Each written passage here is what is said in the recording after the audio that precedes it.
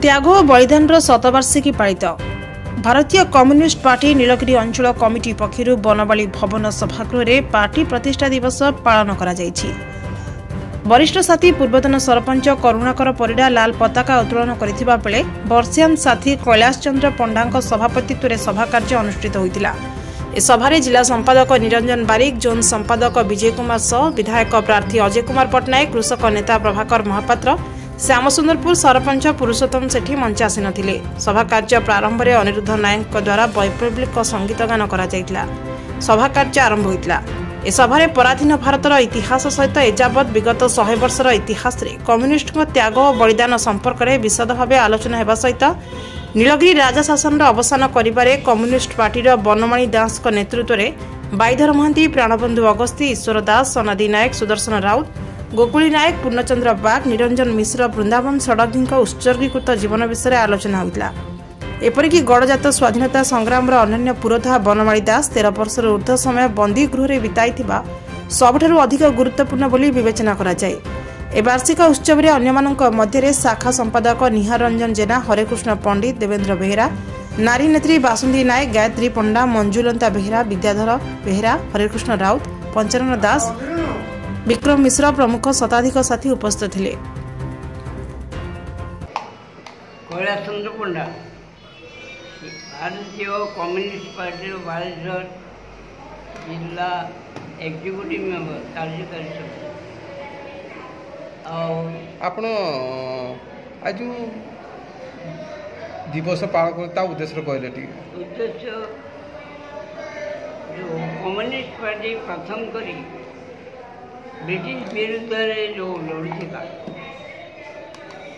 एवं ब्रिटिश को एटू निकट करने जो दिन ठारू करथिला मत घटेला प्रथम करी कम्युनिस्ट पार्टी से सब तो नड़ुले कम्युनिस्ट गोटे गुप्त संगठन था। से गुप्त संगठन प्रकाश पाइला अति वैप्लविक जगह जोटा कानपुर से कानपुर प्रथम प्रतिष्ठा एवं से धरिकी पार्लियामेंट कौन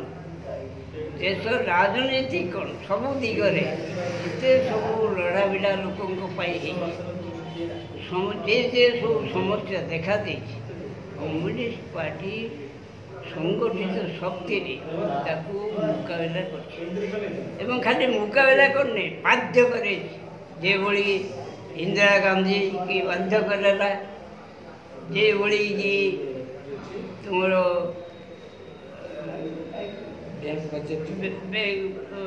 बैंक बाजारती करवा आतपाटी उच्छेद करवा सेलिंग जमी बंटन कर देश बाध्य कर बैंक जातीयकरण कर सब कथा पार्लियामेंट मुंड नई संगठन शक्ति भी से शक्ति आज जो समस्या बर्तमान बीजेपी सरकार समस्या उपजे ये जो समस्या लोकों बुझ पड़ ये बुझ को मुकाबला करने सांगठनिक शक्ति दरकार एवं स्मृति गुड़िक जो मैंने शहीद से स्मृति चारण करने संगे संगे 100 वर्षर कौन कौन कम्युनिस्ट पार्टी करथिला ये समस्त विषय आलोचना नीलगिरी विप्लवी बनमाणी दास कथा मत उच्चारण कराइला। नीलगिरी जो समस्या गड़जात मिश्रण ये समस्त जो नेता थे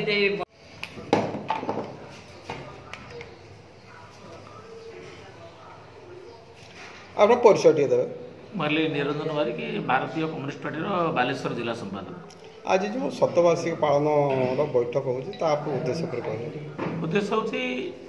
1925 मसीह कानपुर ठारे आनुष्ठानिक भाव कम्युनिस्ट पार्टी गठन हुई। ये गठन ठारू आज पर्यंत कम्युनिस्ट पार्टी कौन कर भारत वर्षर जो स्वाधीनता संग्राम में कम्युनिस्ट पार्टी कौन भूमिका थिला। स्वाधीनता पर जनसाधारण साधारण मनुष्य भारतवर्ष में कौ आईन प्रणयन कर कम्युनिस्ट पार्टी कौ व्यवस्था दे जाइए ये समस्त कथा चर्चा है विशेषकर आम नीलगिरी भारत स्वाधीन है 1947 मसीहा अगस्ट 15 तारीख दिन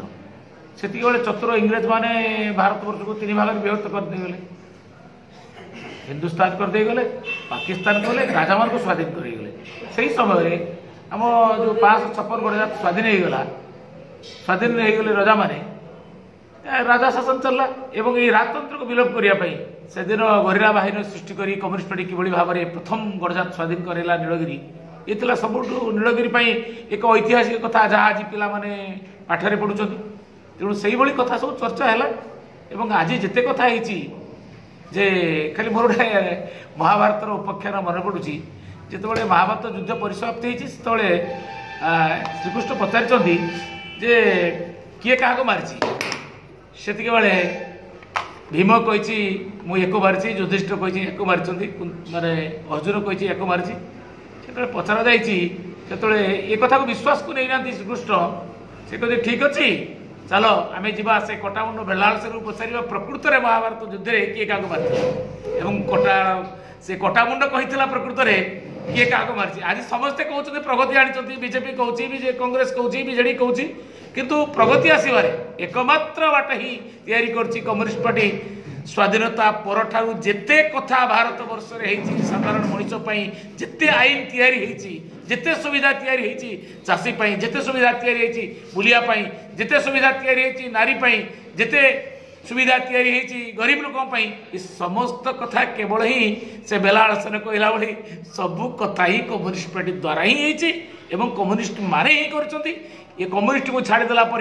आज एपर्यंत भारत वर्षर कोटी जनतार कौन आईन तैयारी है नहीं जहाँ बड़ बड़ लोक जहाँ कर कम्युनिस्ट पार्टी गरीब लोक ताई आज गरीब लोक से आनंद भितर रही आउ धनी मान जो व्यवस्था ता कांग्रेस बीजेडी बीजेपी अन्य माने किंतु कम्युनिस्ट पार्टी केवल साधारण लोक आज पर्यंत 100 वर्ष जो गठन ठारू आज पर्यंत लड़ुची आज से कथा कर धन्यवाद।